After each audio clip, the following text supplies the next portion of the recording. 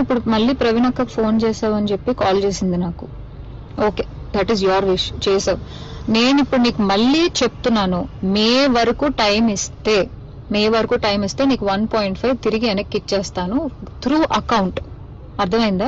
Through account మే వరకు time ఇస్తే నేను నీకు మళ్ళీ వెనక్కి ఇచ్చేస్తాను. ఆ మిగిలిన డబ్బులు అంటావా, నేను లైఫ్ లో సెటిల్ అయినప్పుడు నా దగ్గర ఉన్నప్పుడు నేను ఇస్తాను. అది కూడా నేను ఇవ్వను అనట్లేదు. లేదు కుదరదు, నాకు ఇదంతా అవ్వదు అంటే పెద్ద మనుషులకి నువ్వే ఫోన్ చేసావు కదా. నా జీవితంలో పెద్ద మనుషులు ప్రవీణ గారు మాత్రమే. సో ఆ ప్రవీణ అక్కకి వేణుస్వామిని పెడతావా లేకపోతే ఇంకెవరినైనా పెట్టుకుంటావా, నేను పిలుస్తాను, నువ్వు పిలుచుకో. ఓకే, నేను ఇంకా నీ ముఖం చూడాలనుకోవట్లేదు, ఈ విషయం గురించి మాట్లాడాలనుకోవట్లేదు. నాకు మే అనే ఒక్క టార్గెటే కనబడుతుంది, మే వరకు నేను నీకు డబ్బులు ఇవ్వాలి అంతే.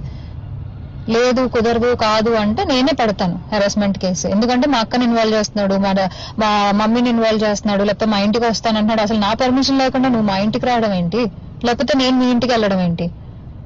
ఇంట్లో వాళ్ళు ఇన్వాల్వ్ చేసుకోకుండా నువ్వు నేను మాట్లాడాలి, నువ్వు నేను సాల్వ్ చేసుకోవాలి అంటే నా వైపు నుంచి ప్రవీణ్ అక్క వేణుస్వామి మధ్యలో కూర్చుంటారు. మే వరకు నేను ఆ డబ్బులు సెటిల్ చేస్తాను.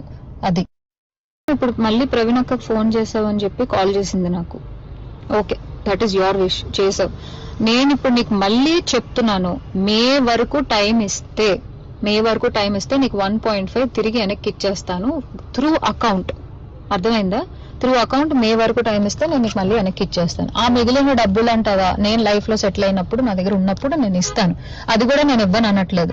లేదు కుదరదు, నాకు ఇదంతా అవ్వదు అంటే పెద్ద మనుషులకి నువ్వే ఫోన్ చేసావు కదా. నా జీవితంలో పెద్ద మనుషులు ప్రవీణ గారు మాత్రమే. సో ఆ ప్రవీణ అక్కకి వేణుస్వామిని పెడతావా లేకపోతే ఇంకెవరినైనా పెట్టుకుంటావా, నేను పిలుస్తాను, నువ్వు పిలుచుకో. ఓకే, నేను ఇంకా నీ ముఖం చూడాలనుకోవట్లేదు, ఈ విషయం గురించి మాట్లాడాలనుకోవట్లేదు. నాకు మే అనే ఒక్క టార్గెటే కనబడుతుంది, మే వరకు నేను నీకు డబ్బులు ఇవ్వాలి అంతే. లేదు కుదరదు కాదు అంటే నేనే పెడతాను హెరాస్మెంట్ కేసు. ఎందుకంటే మా అక్కని ఇన్వాల్వ్ చేస్తున్నాడు, మా మమ్మీని ఇన్వాల్వ్ చేస్తున్నాడు, లేకపోతే మా ఇంటికి వస్తానంటున్నాడు. అసలు నా పర్మిషన్ లేకుండా నువ్వు మా ఇంటికి రావడం ఏంటి, లేకపోతే నేను మీ ఇంటికి వెళ్ళడం ఏంటి?